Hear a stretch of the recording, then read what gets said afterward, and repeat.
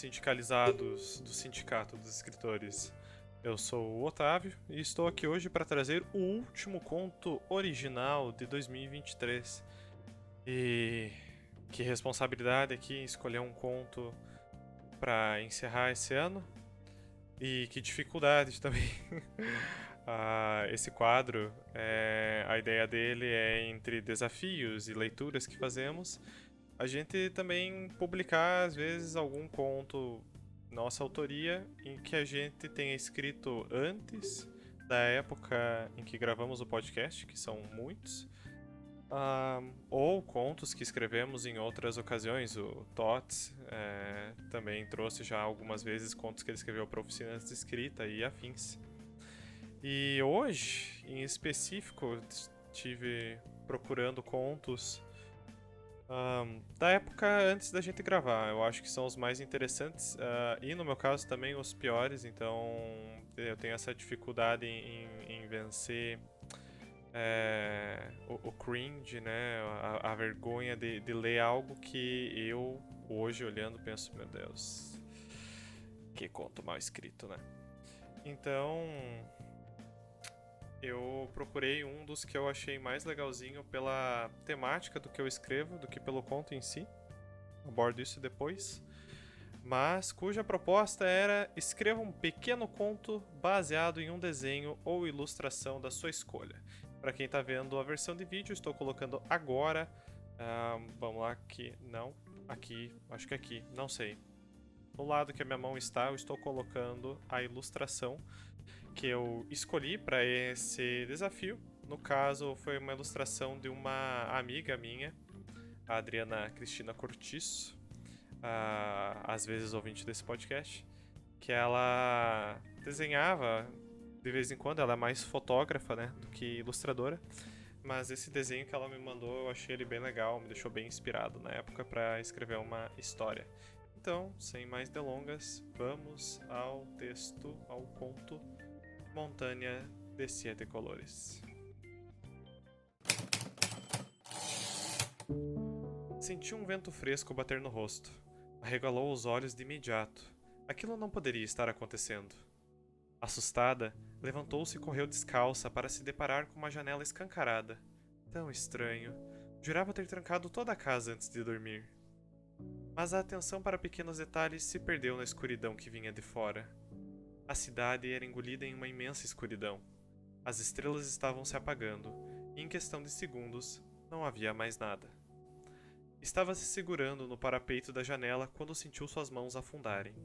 Aos poucos, o quarto ao redor desaparecia, e o mundo na escuridão afundava.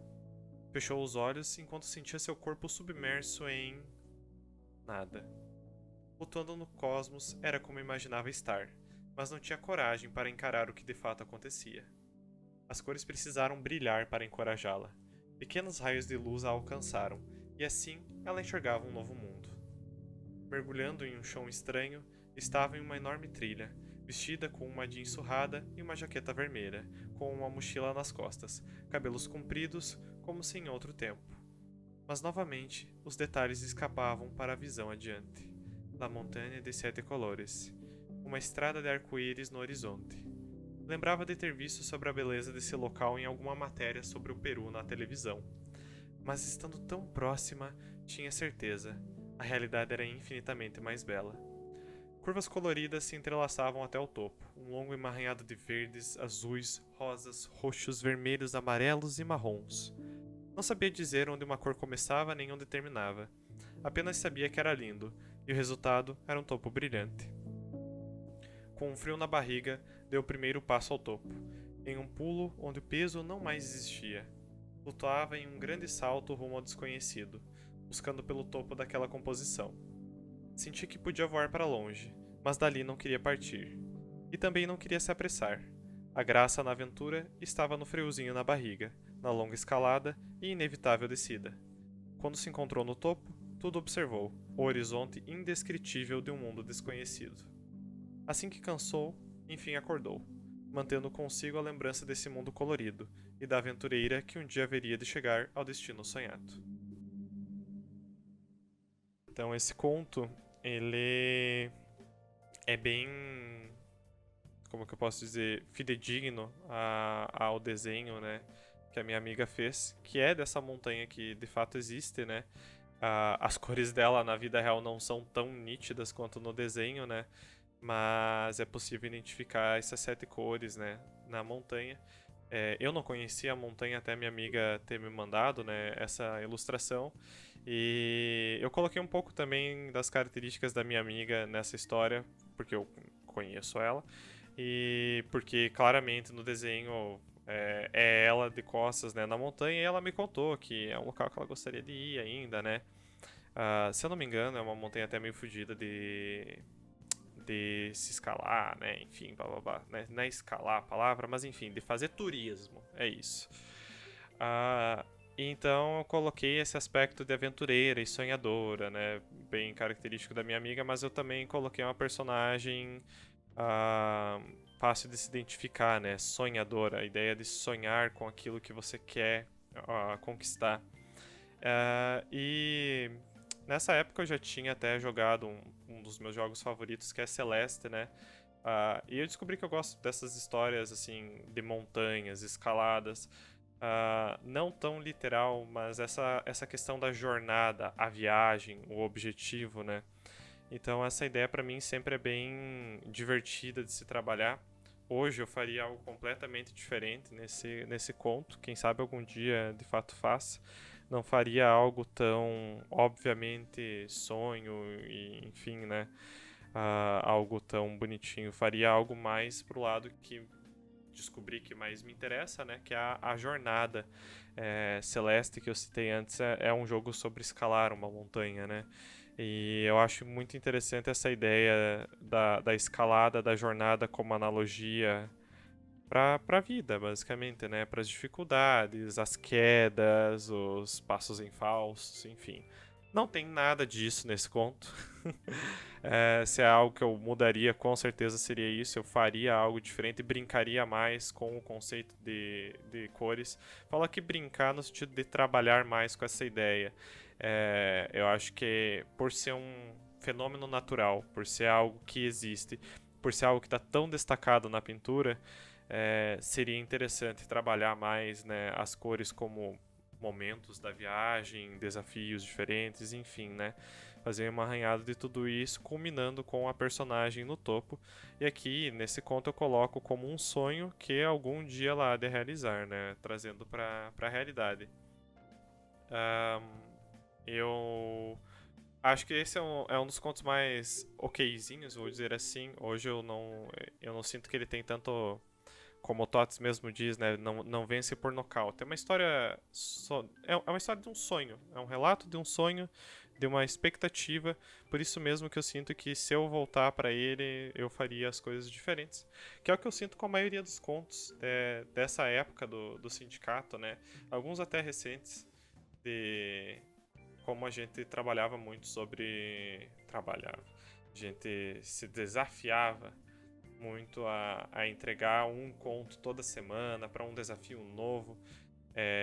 No primeiro 1 ano e meio, 2 anos de sindicato, e antes da gente gravar, a gente fazia quase que religiosamente toda semana um desafio novo e uma nova entrega. Até o ponto que começou a ficar difícil fazer desafio toda semana e também difícil entregar, né, toda semana com um nível de qualidade. Isso também, quando eu olho para trás, eu fico pensando que tanto eu não tinha a maturidade de escrita, né, para entregar coisas que eu queria. Muitas vezes eu vejo ideias que eu vou muito para um lado por falta de repertório, por falta de tempo. O Tots vive puxando a orelha minha e do João, né, que a gente sempre escreve de última hora, né. É meio que um vício deixar sempre para a última hora. Essa ideia de deixar a história dormindo, né? É sempre um problema. Esse aqui eu tenho quase certeza que eu não escrevi tão em cima do prazo, mas eu fui na primeira ideia que me veio à mente, que trabalhando com criatividade, entendo que é a ideia mais óbvia. Por isso que hoje eu olho para trás para esse conto. Não acho ele um conto ruim, mal escrito. Tem algumas falhas ali de tempo verbal que já consigo reparar, mas a estrutura, o que eu quero contar, eu sei que hoje seria diferente. E é basicamente isso que eu tenho para o último conto do ano. Uma reflexão sobre jornadas e como encaramos o início de jornadas quando chegamos ao fim delas. Como eu encaro esses contos do passado. Esse quadro Originais, ele é legal. Eu falo da minha perspectiva, mas aqui também falo pelos meus colegas, né? Por isso de essa característica de a gente poder olhar para trás, né? Às vezes em contos que a gente já nem lembra mais que escreveu, né? Esse foi meio que uma surpresa ter visto. Conforme eu fui lendo, eu fui lembrando, né? Mas encontrar esses contos e pensar, poxa, essa foi a ideia que eu tive na época, hoje eu já faria algo diferente, mas isso fez parte da jornada, fez parte dessa viagem, que nos levou até aqui, onde o podcast está hoje, né? Então fica aí essa reflexão, né?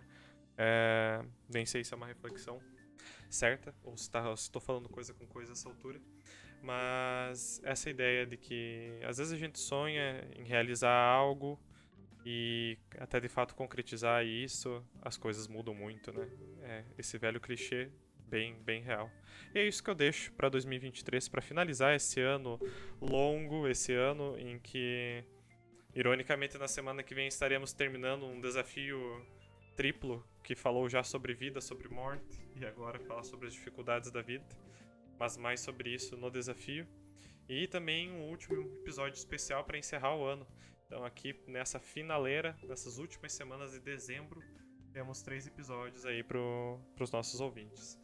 E é isso, pessoal. Espero que vocês tenham gostado desse Originais e desse quadro num todo, né? Falo pelos meus amigos Robson e João.